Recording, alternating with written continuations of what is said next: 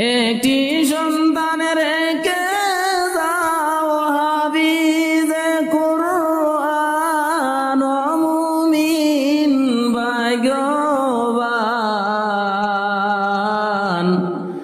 বানাইয়া রেখে যাও হাফিজে কুরআন।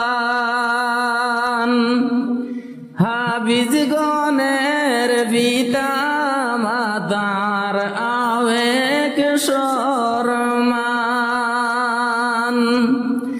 আরশের ওই ছায়ার নিচে হবে রে সম্মান।